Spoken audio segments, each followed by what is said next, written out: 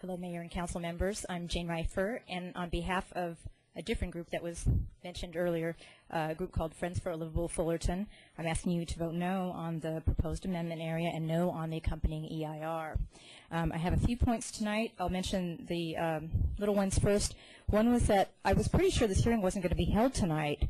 I was almost convinced of it and didn't rally my normal energy for this, because I was told that it couldn't be held. It had been continued several times because people had submitted written objections and the county had submitted written objections, and we were expecting responses. Yes, yes, and so I didn't expect this meeting to happen, and I'd like a clarification on that.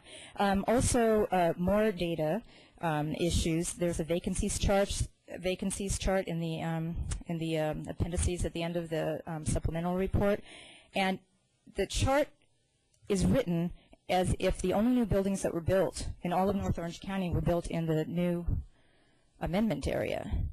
It doesn't show a single new building in the columns that represent the city as a whole or the North Orange County. So there's another data issue, and the other ones that were mentioned, and I've looked at several of the charts and picked things out, and I'm just amazed at how many major errors you can find and major assumption areas that you can find in this document. I don't know. I don't want to spend my whole life trying to pick it apart, but you've just heard several of the other charts, and here's another one. It just goes on and on. I want to say I haven't always been opposed to redevelopment. I have lived and owned a business in the existing area for about 30 years. I even sat 8 years, if you recall, on the since disbanded Citizens Oversight Committee for the downtown redevelopment area. So I've seen a lot of these issues very up close and personal, and I can even say up close and professional in some cases.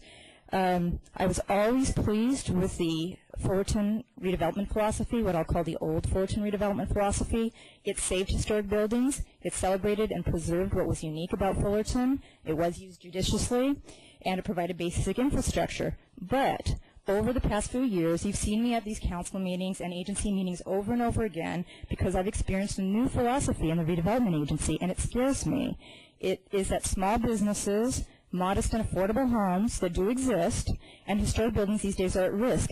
And I will say this, the agency wisely restricts its use of eminent domain.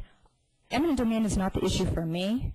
These problems are happening even without the use of eminent domain because the redevelopment agency assembles these properties, makes them available to projects that eliminate some of what I think makes Fullerton great. And I dare say that a lot of people move to Fullerton because some of these things that we think makes Fullerton great.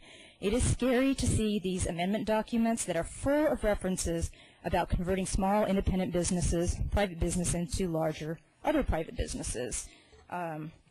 There's a quote here. I'll just read one of them.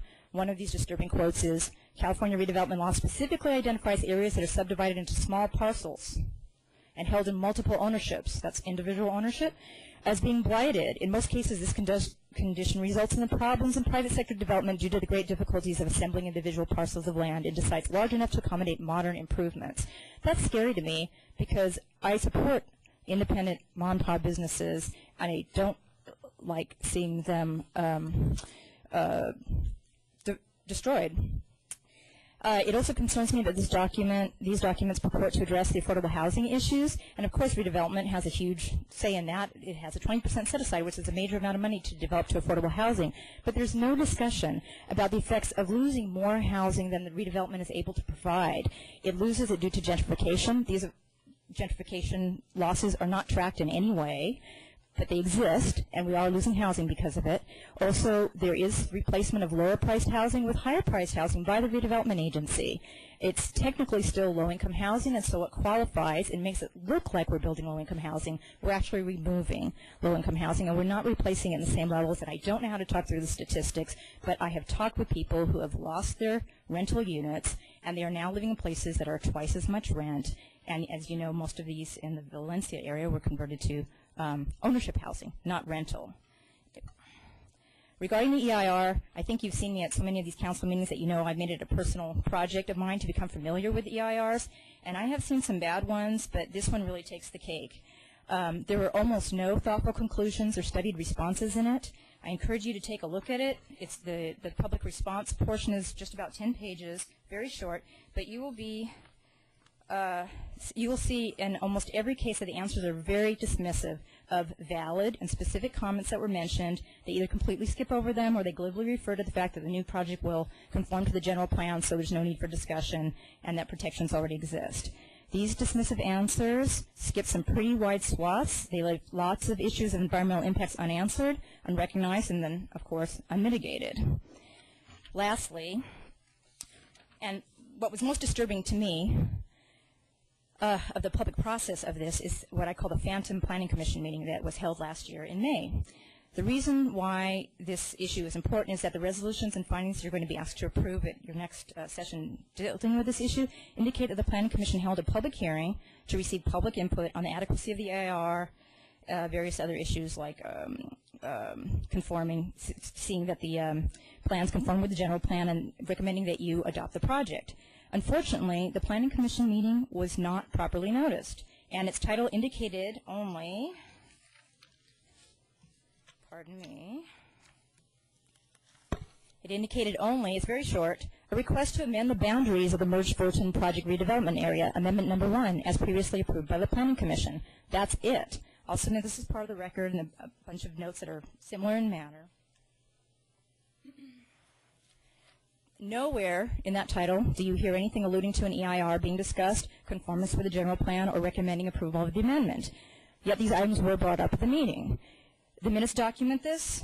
If you listen to the recording, you'll see that not only members of the public, but also the commissioners themselves were completely confused about what they were being asked to approve that night. And, you know, if I had known that this issue was being discussed that evening, I would have attended. But I didn't know because the title made it look like it was a very trivial, routine matter. I think this is a big omission. Now, and it seems, I have to say, there's almost no other way to characterize this, but it was hidden from the public.